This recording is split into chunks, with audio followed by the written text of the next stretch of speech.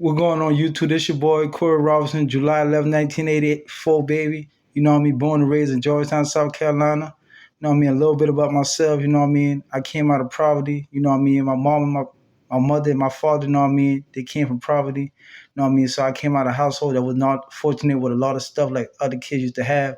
You know what I mean? Raised up in a project housing at a young age, exactly when I was a baby, actually.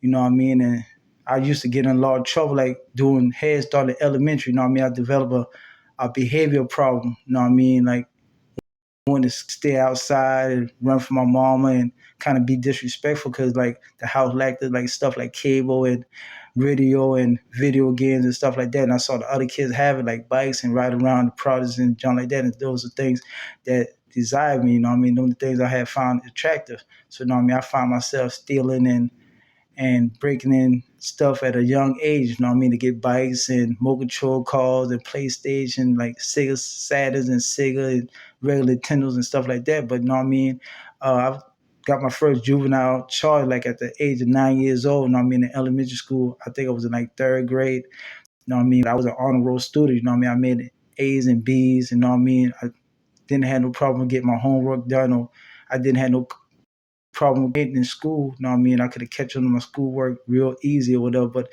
I just had a behavior problem. So, you know what I mean? I went to juvenile at the age of 9, juvenile at the age of 12 years old too. Then, you know, I just was bad. I was in the streets, you know what I mean? I started providing for myself like school clothes and stuff like that because I found my household lacked the water and cable and light sometime. And you know what I mean? It was like I was ashamed like in front of the rest of the kids. So I was like, no, I can't live life like this. I gotta, you know what I mean? I gotta do something better. So, you know what I mean? I found myself shoplifting and stealing and stuff like that in that nature at the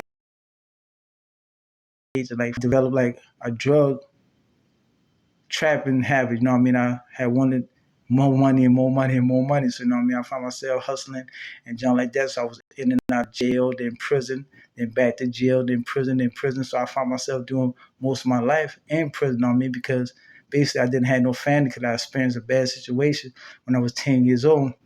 And not to get in detail so deep about it, but you know what I mean? It just made me like a street person, you know what I mean? I like who I became. You know what I mean? I went to prison. I became a 5%er. I scribed it. I get to educate myself. I learned my history, Black history. I learned a history period. I learned the law. You know what I mean? I studied 12 years of criminal justice at being the nation of gods and earth. And my highest elevation is understanding that's something that the prison system allowed me to have. You know what I mean? My enlightenment. You know what I mean? I had one from Jamaica and one from New York. You know what I mean? So I'm giving shout out to Harry Understanding. You know what I mean? I can't remember his first name, but I'm gonna give a shout out to Understanding and Kenny G. You know what I mean? That was basically my biggest enlightenment.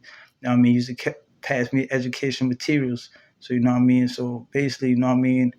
I did like 15 years altogether in prison. So you know what I mean? By the time I came home, I was in position. You know what I mean? I was very educated. You know what I mean? I was in position to dang write books and write music. So I found my love of music while I was incarcerated, like from 18, like to 34 years old.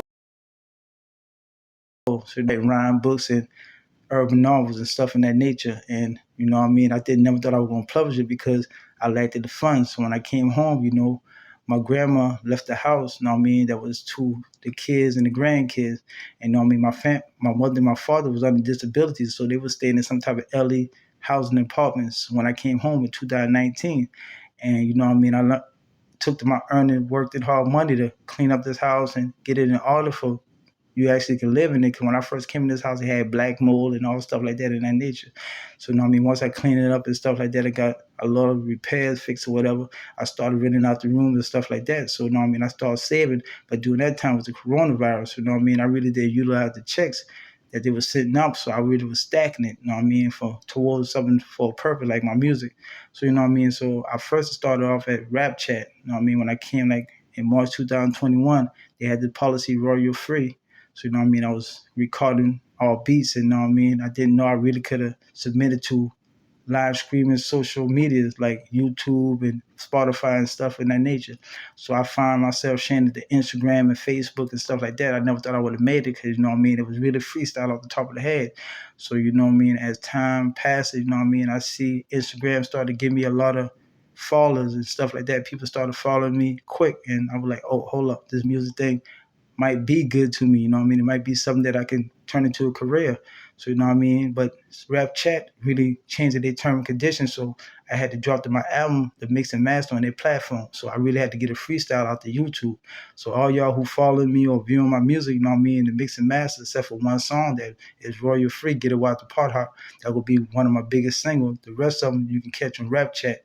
You know what I mean? My username is Corey Robinson. You know what I mean? On Instagram, my username is Corob172. It's COROB 172. If y'all trying to follow me, you know what I mean, give me some support. I need all the artists, all the authentic artists I could have possibly, you know what I mean, to pursue my career in this music. But I am coming out with a book called For the Love of Adultery and the End of Affairs. You know what I mean? I was working on it since prison, and it's about time that I get it published since I have the money. But you know what I mean, catch the freestyles on YouTube. You know what I mean? I'm planning on dropping some more freestyle. I'm not gonna hold y'all up, but have a good day, have a blessed day, and know what I mean. Keep God first. Peace, God.